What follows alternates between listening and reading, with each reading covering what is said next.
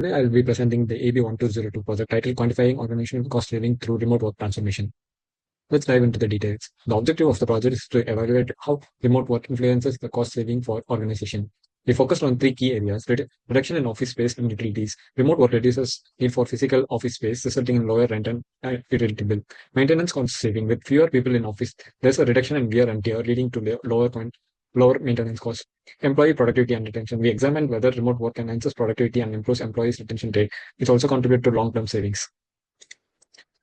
Now going to the dataset. Company ID, a unique ID identifier for each organization in dataset. Industry, annual revenue, reduced office space percentage reflects how much each company reduced their office space due to remote work, utility maintenance, and reductions. These show the savings achieved in utilities and maintenance. Finally, the cost saving percentages are dependent variable, resulting in the total cost saving achieved. First, we will compare the numerical variables in the dataset. We can accomplish this by creating a correlation matrix of all variables except company ID, since it represents an arbitrary value, and industry, since it is a categorical variable. In this correlation matrix, we will focus on the correlations with cost savings percentage. We observe that the only pair with a strong correlation is reduced office space percentage and cost savings percentage. A value of 0.62 can lead us to conclude that the more office space is reduced, the more cost savings are accrued. Annual revenue and maintenance cost reduction percentage also have notable correlations with cost savings percentage at 0.32 and 0.27 respectively, but are not strong enough.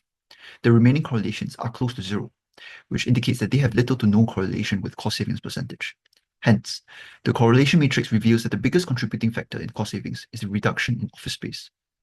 Next, we will analyze the relationship between industry, which we left out in previously, and cost savings percentage.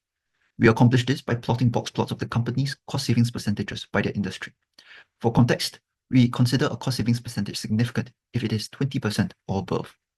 Overall, the median for all companies is 27.64%, with 76.5% of companies seeing at least 20% of cost savings. This indicates that a majority of companies are reaping significant benefits from remote work.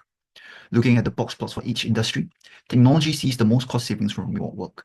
The median value is the highest at 31.71%.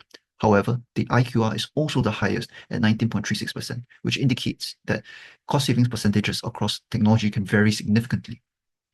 Finance also sees the high savings from remote work.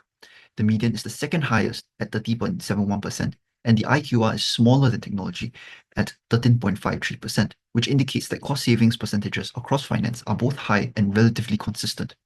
Meanwhile, both consulting and retail see the least savings from remote work. The median values are the lowest at 24.77% and 24.47% respectively, which is notably lower than the overall median and the other industries.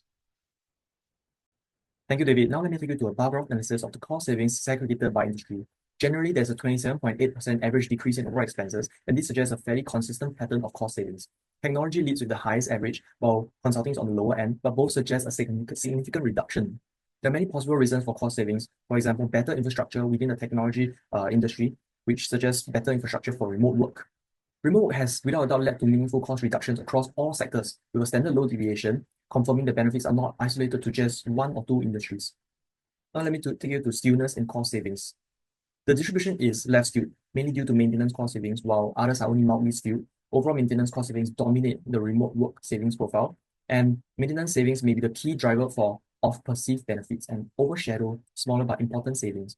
It is important to normalize, as data may be misrepresented.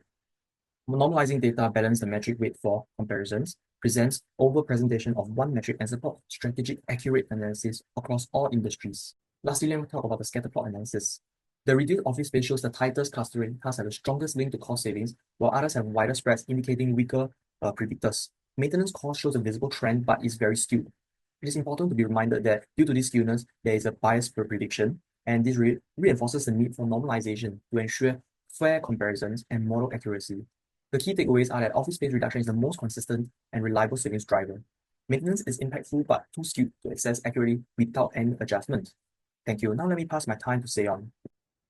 In annual revenue of 5 million, we explored how remote work could translate into tangible savings across several operation areas. We estimated a 20% reduction in office space, 15% savings on utilities, 10% in maintenance, an 8% productivity increase, and a 5% improvement in employee retention. When we factor these into our model, the total predicted cost savings amounted to 100,009. This suggests that even relatively modest operational shifts can yield substantial financial benefits. especially at scale. To assess how impactful remote work can be across sectors, we conducted an annual cost comparison across 6 key industries: technology, finance, healthcare, education, retail, manufacturing, and consulting. The consulting sector showed the highest cost savings, 55% of total operational costs, thanks to its low reliance on physical infrastructure. Technology followed closely at 50%. Meanwhile, retail and manufacturing lagged behind, with 30% and 26% savings respectively, due to the dependence on physical assets and location-bound operations. On average, across all sectors, we observe a 40.9% cost reduction when companies transition into a remote or co-working hybrid model. To statistically validate whether the cost savings vary significantly between industries, we ran a t-test comparing retail and manufacturing. Here's what we found. Retail showed 30% average savings, while manufacturing had 26% average savings. The p-value of 0.03 is less than 0.05, which means that the difference is statistically significant. This tells us that the industry context does matter when assessing the viability and effectiveness of remote work models.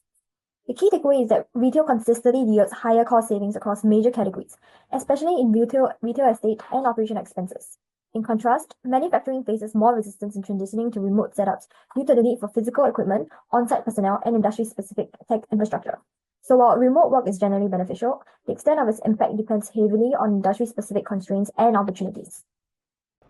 Through our analysis, we found that remote work has a clear positive impact on cost savings, mainly through reduced office space, lower utility bills, and decreased maintenance costs.